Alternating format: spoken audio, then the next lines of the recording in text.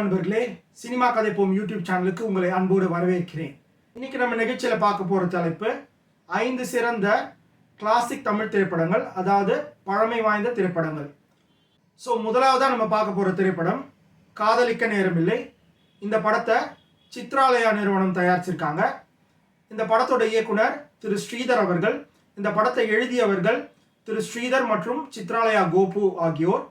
இந்த படத்தில் வந்து நடிச்சிருக்கவங்க பார்த்தீங்கன்னா பாலையா அவர்கள், அதே மாதிரி முத்துராமன் அவர்கள், ரவிச்சந்திரன் அவர்கள் உள்ளிட்ட பல நடிகர்கள் நடிச்சிருக்காங்க.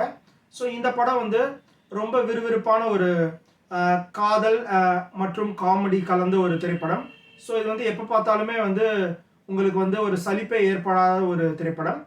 எனக்கு இந்த படம் பர்சனலாக ரொம்ப பிடிக்கும். இந்த திரைப்படம் நிச்சயமாக தவற விடாமல் பார்க்கக்கூடிய ஒரு திரைப்படம். அடுத்ததா திலானா மோகனாம்பாள். இந்த திரைப்படத்தை இயக்கியவர் திரு ஏபி நாகராஜன் அவர்கள். இந்த திரைப்படத்தை தயாரித்த நிறுவனம் ஸ்ரீ விஜயலட்சுமி பிக்சர்ஸ். இந்த படத்தில் நடித்தவங்க சிவாஜி கணேசன் அவர்கள், பத்மினி அவர்கள் மற்றும் பாலையா அவர்கள்.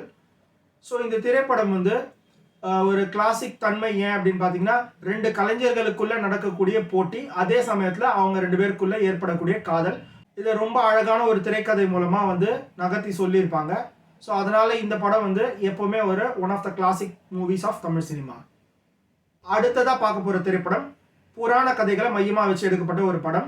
ஸோ புராண கதைகள்னும் போதே முதல்ல உங்களுக்கு வந்து ஞாபகம் வரக்கூடிய படம் இதுதான். ஸோ கரெக்டாக கெஸ் பண்ணிட்டீங்கன்னு நினைக்கிறேன். திருவிளையாடல். ஸோ இந்த படத்தை இயக்கியவர் திரு ஏபி நாகராஜன் அவர்கள்.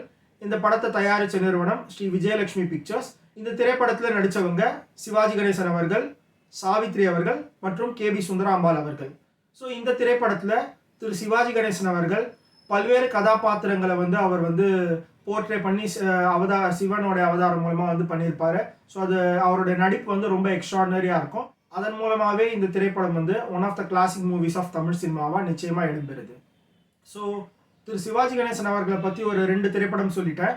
ஸோ அடுத்ததாக எம்ஜிஆர் ரசிகர்களுக்கு ஒரு கேள்வி இருக்கும். ஸோ அடுத்த படம் வந்து திரு எம்ஜிஆர் அவர்களோட திரைப்படம் தான். ஸோ எம்ஜிஆர் அவர்கள் வந்து பார்த்தீங்கன்னா பல ஆக்ஷன் திரைப்படங்கள், சாகச திரைப்படங்கள் எல்லாமே வந்து நடிச்சிருப்பாரு. பட் இந்த படம் வந்து டோட்டலாக வந்து அவர் வந்து ஒன்லி ரொமான்டிக் ஹீரோவாக வந்து காட்டப்பட்ட ஒரு திரைப்படம். இந்த படத்தோட பெயர் அன்பேவா. இந்த படத்தை தயாரித்தது ஏவிஎம் நிறுவனம். இந்த திரைப்படத்தில் எம்ஜிஆர் அவர்களும் சரோஜா தேவி அவர்களும் நடிச்சிருப்பாங்க. ஸோ இந்த படம் வந்து ஒரு ரொமான்டிக் சைட் ஆஃப் எம்ஜிஆரை வந்து காமிச்சிருப்பாங்க. பாடல்கள்லாம் வந்து மெல்லிசை மன்னன் அவர்களுடைய இசையில் வந்து ரொம்ப நல்லா இருக்கும். அதே மாதிரி ஒரு பொழுதுபோக்கான ஒரு திரைப்படம். ஸோ நிச்சயமாக இது ஒரு கிளாசிக் தமிழ் திரைப்படம். அடுத்ததாக நம்ம பார்க்க போகிற திரைப்படம் கலாகேந்திரா மூவிஸ் நிறுவனம் தயாரிப்பில் வெளியான எதிர்நீச்சல்.